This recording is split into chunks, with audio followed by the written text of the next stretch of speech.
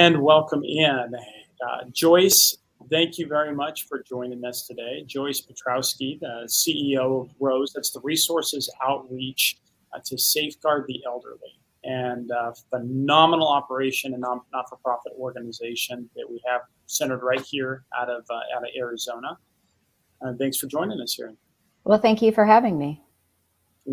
So well, we've got a lot of great stuff throughout this whole week. Back through Senior Moves, we've been really focused on that distance, as we said. One of the core things that really rocks everybody is dealing with the scam or someone taking advantage of mom and dad or your age 11, even if it's a friend that you're working as an advocate for. Right. And the helplessness, the frustration of it, the not being there that you didn't catch it. But the reality is, not only do you have to be aware of stuff, you got to respond to it. Right. And you Right. guys seem to focus on that with a really unique way in educating people about why it's happening in the first place. Tell us about R.O.S E. Tell us about what you're really going for there. So, thank you, Tony. So R.O.S.E was started to bring awareness to specifically the elderly population because they're one of the top vulnerable populations when it comes to the number of victims and the amount of monetary loss. So bring awareness about the different financial scams that are out there that typically target them, and then educate them through how the scam works, why the scammer is talking to them the way they're talking to them, and then also giving them tips and tools on how to prevent becoming a victim, because it's not a matter of if they're going to get that phone call, email, text. It's a matter Yeah. of when, and it can happen multiple times. And so we truly believe that the more we can stay in front of people and keep talking about it, the more it's going to become a habit and second nature for them to know what to do to not fall victim. That's fantastic. And as those that are familiar with the show know, we like to really focus the show on our call to action of moving you from point A to point B. And those Right. point A that we think you're at and the point B is we're really looking to speak. If you are someone who a scam has hit, you've got to respond to it, or you just feel it's imminent given your situation and what's happening, and you don't know how to communicate about that. The point B we want to get you to is to know how to, at the back end of this, is to know how to be aware of what to recognize and to see in those signs, to have the dignity, to have this dignity focused conversation points and good talking points to know how to Right. communicate with your aged loved one. And then we want to leave you with some resources and tools that will help you process and work through it. So Joyce, let's just jump right into that. Huh? Okay. All right. Okay, as always, we have multiple articles in the Parent Projects magazine that's hosted over at Flipboards that you can follow along that really work in with managing distance. Specific to these topics, we have two articles that we'll talk about. You'll hear us kind of come in and out with throughout the course of today. The first is the 5 ways to prevent elder financial exploitation. And that both of them are AARP. It so happens are AARP articles for this week. That's John Rosengren. The second one that we'll talk through, Nancy Lamond talks about an iceberg of unseen crime, urgent action needed on consumer fraud, and really that call to action there, which is something that motivated us to get you into the podcast. So with that, let's dive into awareness. Sure. So what's out there today? What are you guys seeing in the cybersecurity side of the house, and what should families and advocates be aware of? Well, the scams and frauds have been around for years and years, and especially with the last 2 years with COVID and more people shopping online, being online, they're home by themselves, especially the elderly. If they live by themselves, they get very lonely because they're not able to go and meet people. So when someone befriends them on an online game or through social media, there's that much more chance that they might carry on and engage in the conversations. So that the scammers are becoming more creative, every day. They're finding new ways to do things. And so it runs the gamut. There's going to be phishing emails that come through that are going to try to get you, to click on a link. You might be sitting on your computer and all of a sudden a pop-up comes up and starts flashing that something's wrong with your computer. You have a virus. You need to click here. We can help you. That's a scam as well. But it puts a panic in you like, oh my gosh, my computer's broke. I need to do this. There's the romance scams, where they're going to befriend you on social media, on the online games, and establish a relationship with you. A lot of times they're gonna mimic kind of what you have going on, but evidently on all of them, in the end, they're going to ask you for money, and when you have no more money to give them, they're going to move on to somebody else. And You, then go ahead. I'm sorry. no, I was just going to say, in all of those, what really strikes me, especially when you talk about how this is going to happen, it's a matter of time. Right. It seems like it used to be, maybe in earlier versions of the internet, you just avoided certain areas and you were going to be able to stay out of this stuff. Right. But now they are going to places that are good and healthy, and where we're expecting and we're encouraging our loved ones to make use of, and we're trying to get them into those things. And what a frustration, and how they can undermine those efforts in general. So the romance schemes off of that as well.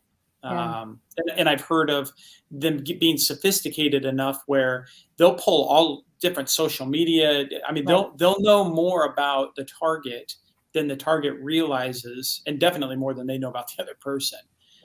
So maybe being aware, I know as a former police officer, being aware when you get into a conversation with someone where they seem much more aware of who you are and other information than you do about them, is usually a good reason to take pause for a second and make sure you understand the relationship and how it's beginning and it's on equal footing.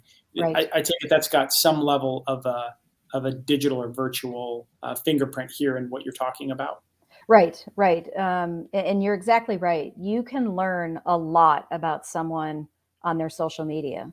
And so, that's why you see a lot of times on social media, random people asking those questions, about your pets, about the first concert you attended, about your car, about, that not only gets them into security answers on your security questions, it also, teaches them more about you and your background. And a lot of people, I think social media started so long distance family members can have a better relationship, and they can see pictures and talk to, people and keep in touch that way. And unfortunately, scammers are using it against us. Yeah, and really, for us, especially Senior Moves, that encouraged us to start developing privacy first applications, our tools. Obviously, what we're working with in our apps and development, in the Senior Moves Connect app, giving outlets and places where people can communicate. I'm not going to throw the shameless plug in for where that's going to go, but it drives it home. It's up top of mind for us too. That's fantastic. Well, okay, so it happens. So you're aware of it. You know things are happening. You gotta. I guess there might be a couple of ways in communicating. The first is, let's say you just became aware of it. Family member, jumped into a taxi and dropped off a package for $5,000, $8,000. How do you respond as a family member? That's a really good question. I had a loved one years back that was a victim to a scam, and my first reaction was I was angry, and I think that's an upset. I wasn't angry at my loved one. I was angry that it happened, and angry at the person that was doing it. And I think a lot of family members, that might be their first reaction. But we need to step back and be aware of that and understand that this can happen to anybody. Kids can get scammed, young adults get scammed, teenagers, middle-aged, all the whole gamut. Everybody can get scammed.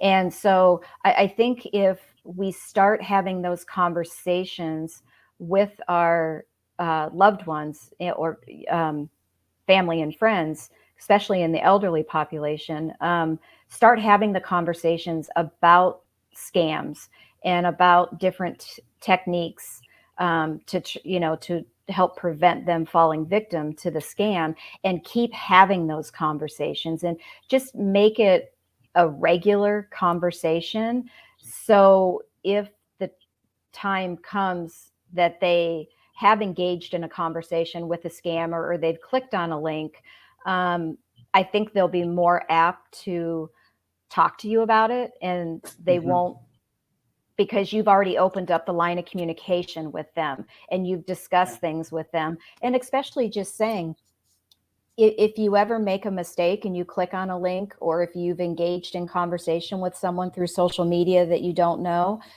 just talk to me about it. I'm here, I'm here to help. And just, in the back of your mind, you could be still a little angry or whatever, but what you need to present to the person is just dignity, understanding, and okay, this happened. What can we do to stop it? And what can we do to prevent it in the future? And just be helpful, sincere, and calm. And, I think it'll do wonders to help them want to continue to have conversations with you about it. And it's going to help them learn also. Well, and that is, and if you can be seen as the person who's informed, that can teach them at the pace they want, and help them to understand not just what happened to them in this particular one, but why it happened, and how they could get in front of it. It does come down to, especially as we age, there are things we start losing control of. This doesn't have to be one of them, right? Becoming this is one that if someone can help us gain more control by understanding, I think it would just benefit them. So lots of understanding. I do love that. The other I really like too, and what you said, fear and guilt. Fear and guilt can shut stuff down, and generally, right? Guilt to avoid something awesome, guilt after something that's not right. That's not of God. That's not a good thing for us. That doesn't do a lot. Thinking too proactively that it's not what your intent is at that point in time. You have to constantly check in to know how you're being received. Right. And because they may have guilt just because it happened to them while they're in that process of dealing with it, and a tone of voice or too much information at them at that one time may be what sparks an unintended consequence in the conversation. Right. So I totally agree. Reading them can go a long way. I love that pace of conversation, avoiding fear and guilt, really being aware and checking in with our own emotions. Awesome touch points to set you in a good conversation. Yeah. Let's transition, if we could, into some tools and resources. Sure. Man alive, do these things keep evolving and changing? I think They do. The latest one I'm seeing, and when they come, they get 1, 2, and then 50 of them. It's amazing. I think now Norton Antivirus is emailing me 50 times a day to tell me that my $700 subscription, don't worry, it's good. My credit card worked, right? So, that's fascinating to see those. What are some tools and resources that we can use to keep up on what's coming? So, with these are going to be some basic tools and resources. So especially with the elderly, if they're not going to need any more credit, freeze your credit. Yeah. And that's going to help any future credit being taken out in your name. Well, we freeze ours. My wife and I freeze our credit. And anytime, you show up, somebody goes to hit it, and you get this alert to it, and then you just have to unlock it. It's a simple, actually these days it's pretty easy to do. So it is. I love that. You have to remember your password that you use to freeze it, because you'll need that when you need to unfreeze it, but it's free. There's also credit monitoring and alerts that you can put on your accounts. You can put credit monitoring and alerts on with the FTC. They explain that along with the credit freezes. The Federal Trade Commission, it's ftc.gov. They have all the information in there on how you can do it. And there are specific credit alerts and monitoring specifically for veterans. It's on the FTC's website. You can find that out. Order a copy of your credit report and make sure that everything's on there is legit. And, right. as a And that starting point. is that's an annual thing people can do, right? Mhm. Yeah, absolutely. Yeah, you can get it for freecreditreport.com. free. Yeah. Right. Okay. And Yeah. having your computer, if you're using a laptop, an iPad, a desktop, a good antivirus software is a must, because that software, you need to make sure you have it turned on, and you need to make sure it stays up to date. So when there's updates, you need to update it. That's going to be working in the background. And that will prevent, it very well can prevent a malicious attack Yeah. on your computer. It can make you aware of it. So you can use that for the computers, but then also passwords for your accounts. Still to this day, a lot of people use password 123 or the name of their dog, That's a and bad then thing. their birth date, and or one of their kids' names, and the year they got married, and all of that stuff can be found on social media. And Yeah. so, Yeah. and they use the same password for every account.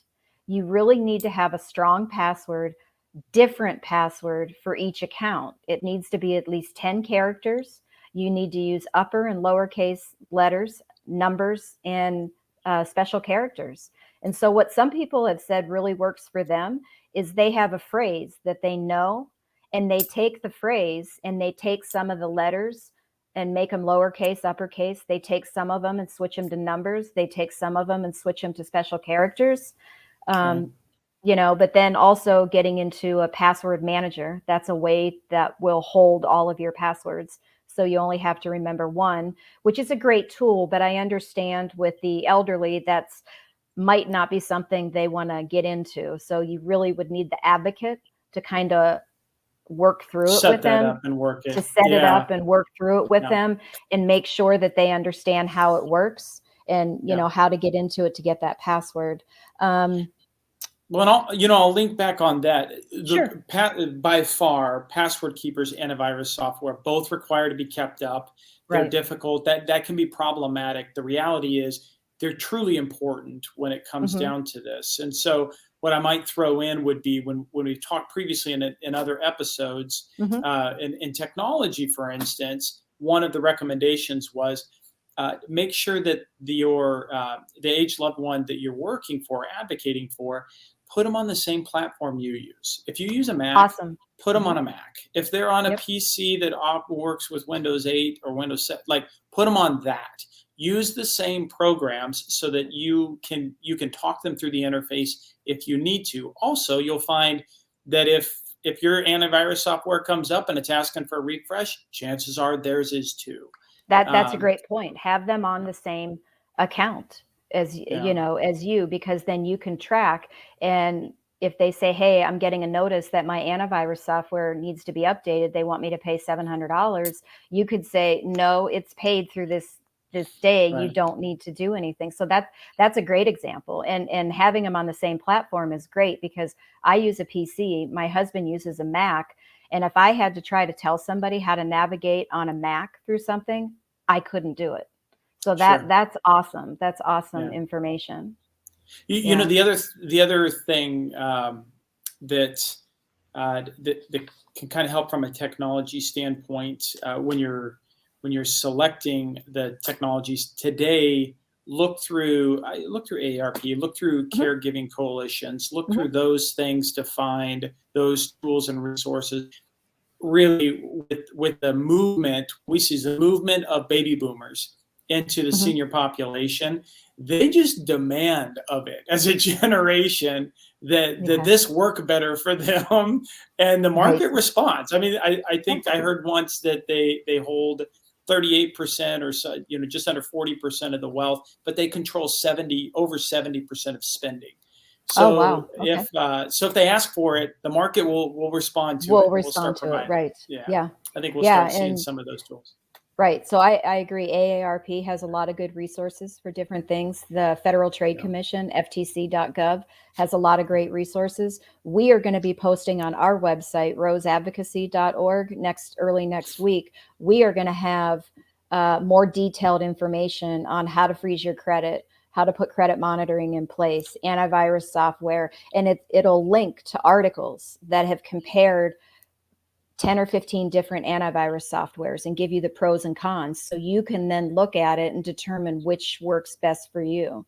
The same thing with uh, passwords is passwords these days are not enough anymore. What used to be enough years ago to secure your account is not enough anymore. And a really good added layer to that is multi-factor or two-factor authentication. And Absolutely. most Okay. accounts will allow you to do that. And if you don't have it on those accounts, you just need to get into the settings. And somewhere in the settings, it'll ask you, you can turn it on. And then every time you log into that account, it'll text you a code, or you could use an authenticator app, which then you'd have to work through that app on how that works. But if you're getting the code texted to you, that's great, but you need to understand that scammers realize that, and they can pretend to be a legitimate business that you work with, but it's really them. Yeah. And they can authorize the code to come to you, and they're going to be like, all right, you're going to get a text with a code. I need to have it. So you need Right. to understand that you don't give that code to anybody. It's Yeah. yours. Yeah. Locked Yeah. down. Nobody Yeah. can have that code. That is, I think in the article, in the Rosengren article, of the recommendations that he was making, Mhm. in having that financial power of attorney and some other things. Right. One that I really liked, I think it was the third one that he worked through, was using services that track bank accounts, investments, and credit cards all in one place. I don't know if you're familiar with the Mint platform, or if you've seen Mint. Intuit makes it. I've heard of it, but I have not dove into it yet.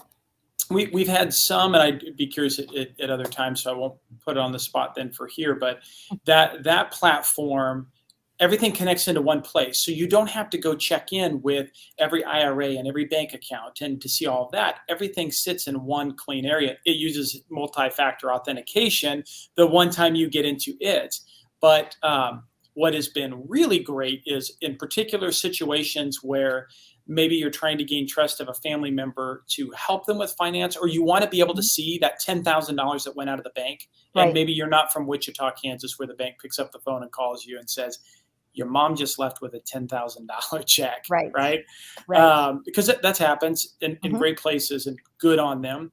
But these days today, this can give you that awareness without giving you the detail or the control. They control their money. Everything sits back there, but you can Right. set alerts up to Right. see when that kind of activity is happening, Right. and honestly, it connects into credit reports and other things. So, Mhm. as multi-factor authentication that you're suggesting, I think gets as it becomes a standard and the norm. If a Right. family member is moving into aged, where that's hard, that might be a good solution. Starting to look at Right. something like that as a solution at the next Right. level. Yeah, Yeah. I'm definitely going to look into that more. Another thing is, like, especially on bank accounts, investments, retirement accounts, is have a trusted individual. And that could be a friend or a family member. Have a trusted individual on that account with you, Mhm. because then if somebody from the brokerage firm or the bank starts to see some really unusual activity, um, they can talk to that trusted person as Yeah. well. That Yeah. could help put a stop to whatever is going on. Yeah, So that's fantastic. And that can be just making the fiduciary responsibility, right, is what, when we've interviewed or talked with attorneys, that they've talked to us about that. right, yeah, The fiduciary that can help. And sometimes it's, in a case of our family, I know specifically, our parents have added us on into the bank accounts to be able to see that and to help just great. to cover down. Yeah. Right. Well, that is fantastic. Love that. You have tips and tools and resources, obviously, out to the website, your R.O.S.E website. That's roseadvocacy.org. Right. You guys are doing fantastic things. Thank Joyce, you. I can't tell you how much I appreciate you coming on and helping our members get from point A to point B on this and understand some ways to talk through and work with their loved ones and their aged as they advocate for them. Thank you so much. You're very welcome. Thank you, Tony, so much for asking me to be a part of this. Yeah, well, thanks. And until we meet up with the rest of you guys next in our next podcast, Okay. be calm, behold, and be held. Thank you.